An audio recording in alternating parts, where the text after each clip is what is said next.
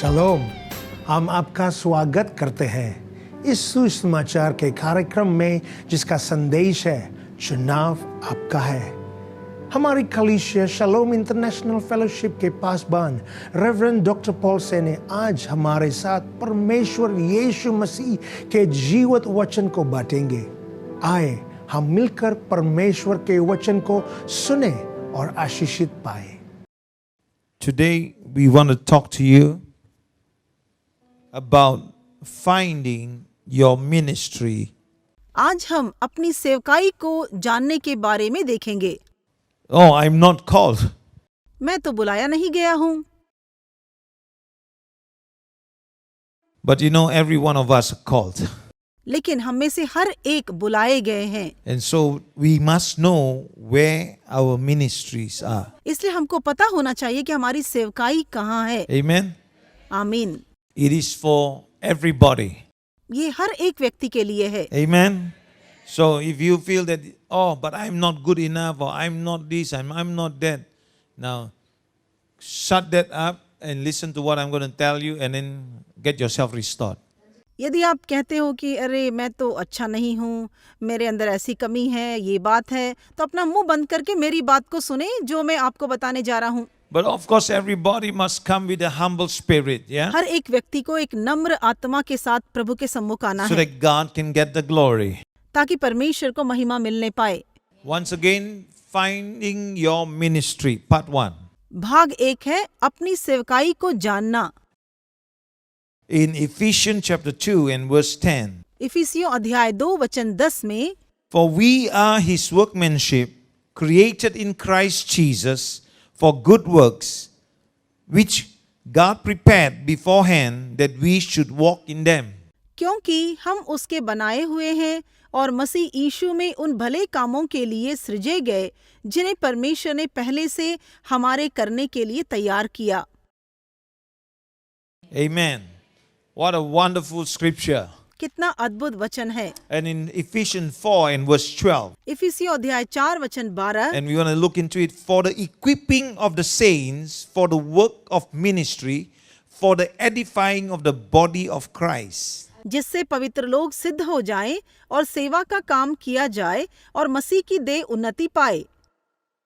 To prepare God's people for work of service. परमेश्वर के पवित्र लोगों को सिद्ध करने के लिए The church of the living God is a sleeping giant. जीवित परमेश्वर की कलीसिया एक सोता हुआ राक्षस है, And if she wakes up, और यदि वह उठता है, she will be unstoppable force in the world. यदि वो उठ जाए उसको कोई नहीं रोक सकता।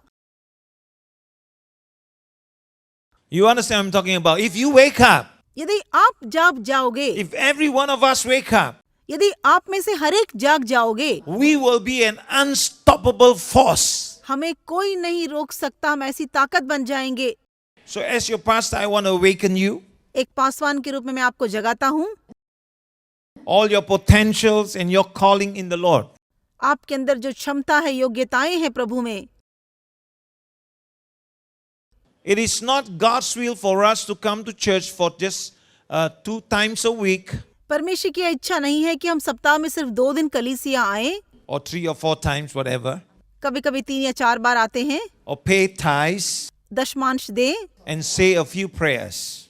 और छोटी छोटी प्रार्थनाएं करें। All those are important. ये सब बहुत मुख्य है, But God has far greater expectation for each of us. लेकिन हम में से हर एक के लिए परमेश्वर बहुत उम्मीदें रखा है। So, you know, you do the former and do not forget the later. आप इन सब कामों को करके जो बाद की बातें हैं उसे भी ना भूलें। So God expects each of us इसलिए परमेश्वर हम सब से उम्मीद to करता है use our gifts and talents ताकि हम अपने वरदान, अपनी प्रतिभाओं का उपयोग करें in the ministry. सेवकाई में। You know, can you imagine how many of us are sitting down with so much of gifts and talents endowment? क्या आपको पता है कि हम में से कितने हैं इतनी सारी प्रतिभाएं और वरदानों के साथ बैठे हैं, लेकिन बस ऐसे ही बैठे हैं चुप। If we ever awaken and unleash the massive amount of talents, यदि हम जाग उठते हैं और हमारे अंदर जो प्रतिभाएं हैं उसको हम खोल देते हैं, creativity, जो सृष्टि करने की क्षमता है, enthusiasm, उत्साह जो हमारे अंदर है, all that is all laying dormant in you right now. यह सब आपके अंदर सो रहा है। Can you imagine? क्या आप कल्पना कर सकते You हैं? are so intelligent, आप इतने बुद्धिमान हैं, but you are so lazy. लेकिन आप आलसी हैं, And you are not willing to do for God, but you're doing just for self. लेकिन आप परमेश्वर के लिए नहीं करना चाहते, खुद के लिए कर रहे हैं, बहुत स्वार्थी हैं। You got to wake up. आपको जागना है। Didn't you read the scripture? क्या आपने वचन को नहीं पढ़ा है? After we'll read again. हम फिर से पढ़ेंगे। Does anyone believe what I just said? मैंने जो अभी कहा, क्या आप इसमें विश्वास करते हैं? You are a sleeping giant down there. What you doing? Wake up! आप सो रहे हो, आप जागो। Can you imagine if you alone can do so much, how much more your neighbor? यदि आप खुद इतना कर सकते हैं तो आपका पड़ोसी कितना कर सकता है। That is why the church must come together. इसलिए कलीसिया को एक साथ इकट्ठा होना है। Don't tell me your excuses, but make the reason. Make it happen. आप कई बहाना तो करोगे, लेकिन मैं कहता हूं कि ऐसा करो। And when you make it happen, your excuses will go away. जब आप करना शुरू करोगे तो सारा बहाना दूर हट जाएगा। This church is not going to be a church where you can come and hide among the crowd. यह ऐसी कलीसिया नहीं है जहां आप आएंगे और भीड़ में बस छुप कर चले जाएंगे, Or in between the cracks you hide. बस भीड़ में कहीं पीछे छिप जाते हैं।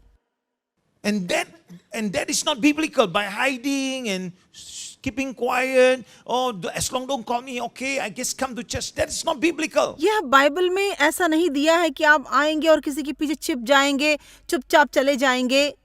So we intend to pluck you out of it and get you into God's plan. हम आपको क्या करते हैं, उस भीड़ में से बाहर निकालते हैं और परमेश्वर की योजना में डाल देते हैं।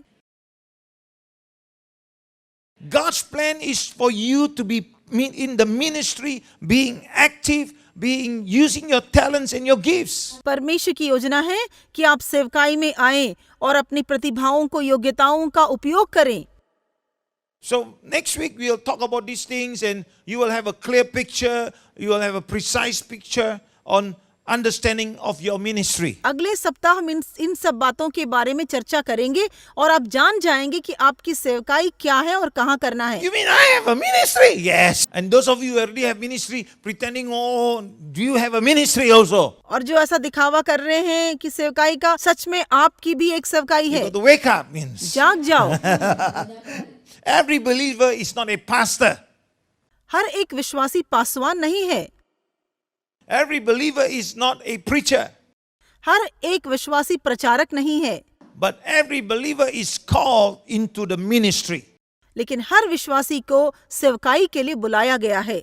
So I want to repeat what we read just now. I would love you to read also with aloud and get your mindsets right. अभी हमने जो पढ़ा उसको हम चाहते हैं कि दोबारा पढ़कर देखें ताकि हमारे मन हृदय में प्रवेश हो जाए। First of all, in Ephesians 2:10, इफिसियों 2:10, for we are his workmanship created in Christ Jesus unto good works, which God had brought before ordained that we should walk in them. क्योंकि हम उसके बनाए हुए हैं और मसीह यीशु में उन भले कामों के लिए सृजे गए जिन्हें परमेश्वर ने पहले से हमारे करने के लिए तैयार किया। So God has created us for the purpose of good works. परमेश्वर ने हमारी रचना की है ताकि हम भले कामों को कर सकें And we are instructed to walk in them.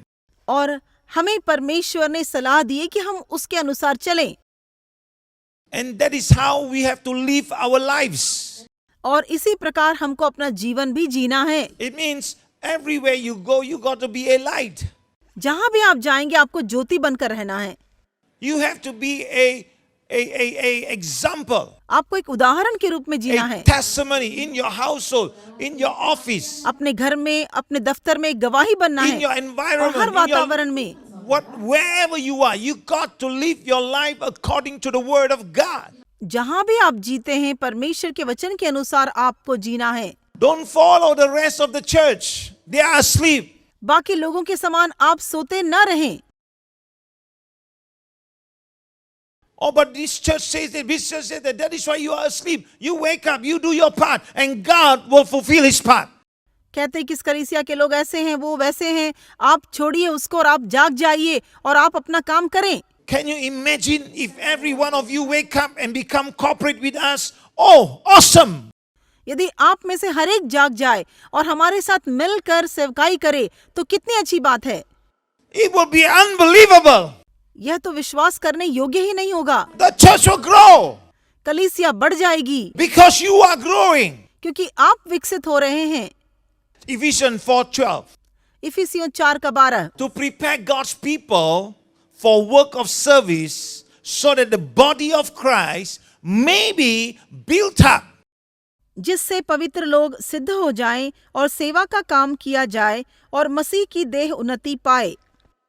The church leadership कलीसिया में अगुवापन is instructed to prepare the people for work. उन्हें लोगों को Of service, सेवकाई के लिए तैयार करना है, So that the church will be built up. ताकि कलीसिया बढ़ती जाएगी। Service in the body of Christ मसीह के देह में सेवकाई is not an option. यह वैकल्प नहीं है। Let me tell you, it's not an option. यह एक वैकल्प नहीं है। Service in the body of Christ is not an option. मसीह की देह में सेवकाई कोई वैकल्प नहीं है। It is not voluntary also. ये अपनी मर्जी से करने वाली बात भी नहीं है। It's not an option. ये कोई वैकल्प नहीं है। It is not voluntary also. और ये अपनी मर्जी से करने वाली बात भी नहीं But है। we have all been drafted or called into his service. हम सबको परमेश्वर ने अपनी सेवकाई के लिए बुलाया है।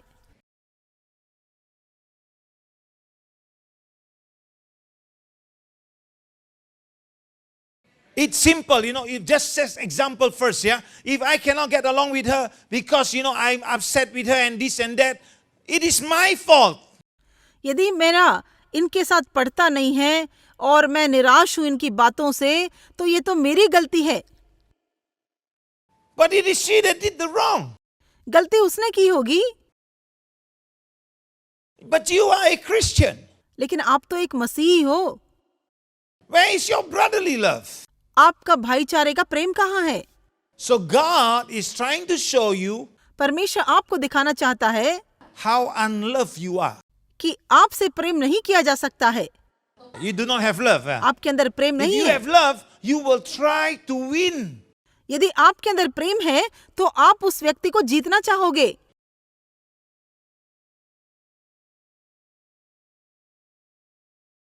You can ask my wife, you can ask Pastor Debbie. There are people who if maybe you give up in second time already. Me, 20 times, I still don't give up. I still pray. I still believe God and I still try. And these two will tell me, Dr. Paul, why are you wasting your time? Sometimes. आप तो मेरी पत्नी से पूछ सकते हैं, इन पासवान से पूछ सकते हैं।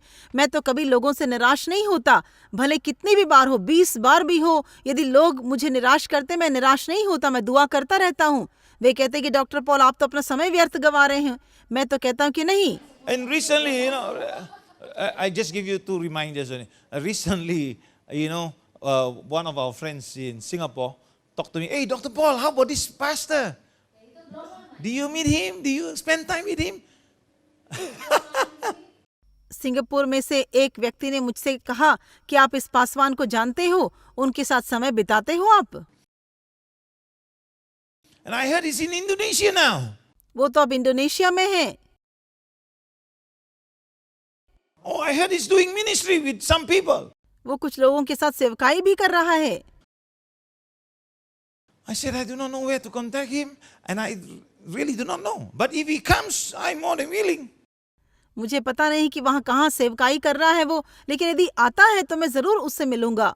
But every person लेकिन हर एक व्यक्ति that you can restore. आप उनको पुनर्स्थापित कर सकते हो। Every person हर एक व्यक्ति that you can be a light to. आप उनसे मुलाकात कर सकते हो। Why do you not reach out? आप क्यों उन तक नहीं जाते हो? I know what they did. मैं जानता हूं कि वो क्या करते हैं। They stabbed me in the back here, they stabbed me here, they stabbed me here. वो तो But पीछे से भी still, you मारते know, हैं, सामने से भी मारते हैं।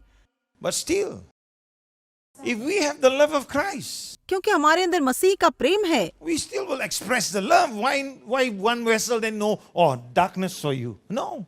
लेकिन फिर भी हम अपने प्रेम को प्रकट करते हैं क्योंकि हमारे अंदर अंधियारा नहीं है। Because we are drafted, we are called in His service. It's not of choice, huh? He already planned for you. देखिए, ये वैकल्प नहीं है, उसने हमको बुलाया है, हमको चुना है अपनी सेवा के लिए। So it's not an option. यह कोई वैकल्प नहीं है, It's not voluntary. यह अपनी मर्जी से करने वाली बात नहीं है। So wake yourself up and get involved in the ministry, get involved in the church. Together we will build. इसलिए आप जाग जाओ, अपनी नींद से उठ जाओ और हम सब मिल करके कलीसिया की सेवकाई में उसकी सेवा करेंगे। And now let's look at what Jesus said. Also, the same thing he said. Jesus said in Matthew 20, verse 26 to 28. मत्ती अध्याय 20 में वचन 26 से लेकर 28 तक देखेंगे। Yet it shall not be so among you, but whoever desires to become great among you, let him be your servant. परंतु तुम में ऐसा नहीं होगा, परंतु जो कोई तुम में बड़ा होना चाहे वह तुम्हारा सेवक बने। Verse 27, and whoever desires to be first among you, let him be your slave. और जो तुम में प्रधान होना चाहे वह तुम्हारा दास बने। And then verse 28 is so beautiful. Just as the Son of Man did not come to serve, but to be served. Did not come to be served, but to serve and to give his life a ransom for many. जैसे कि मनुष्य का पुत्र वह इसलिए नहीं आया कि उसकी सेवा टहल की जाए, परंतु इसलिए आया कि आप सेवा टहल करें और बहुतों की छुड़ौती के लिए अपना प्राण दे। So Jesus came into this world not to be served, but to serve.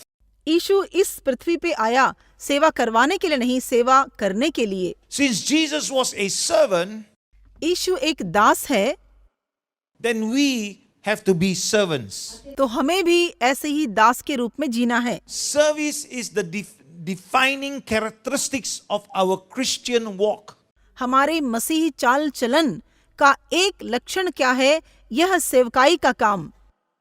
We Christians have a wonderful heritage that we must never forsake. हम मसीही लोगों की ऐसी एक विरासत है जिसे हमें कभी भी नहीं भूलना चाहिए।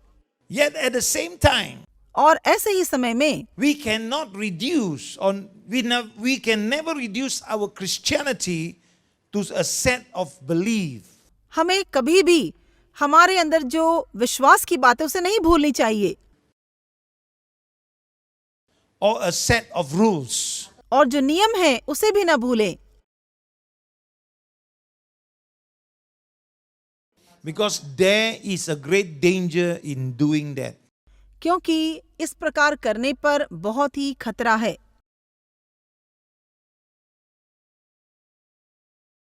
But when we start living with sets of rules and judging according to those rules, लेकिन जब हम कुछ नियम के अनुसार चलते हैं और उसका न्याय भी करना आरंभ करते हैं, then we are not ministering to anybody. तब हम किसी के लिए भी सेवकाई नहीं कर रहे हैं। So, we will win anybody to Christ. हमें मसीह के पास लोगों को लाना चाहिए। But Jesus said, यीशु ने कहा है, He calls the Pharisaical practice just a bunch of filthy rags. फरीसियों का जो नियम व्यवस्था है वह कूड़े करकट के समान है। You know why they practice? They tell you the rules and regulation, but they don't practice it. क्योंकि वे लोग अपना सारे नियम और कानून आपको बताएंगे, लेकिन वो खुद नहीं करते। We experience our salvation by believing and obeying the gospel. हम सुसमाचार के आज्ञाओं का पालन करके, उस पर विश्वास करके परमेश्वर के प्रति अधीन होते हैं। We experience our life and ministry in Jesus Christ by serving Him. हम अपनी सेवकाई को मसीह में उसकी सेवा करके प्राप्त करते हैं।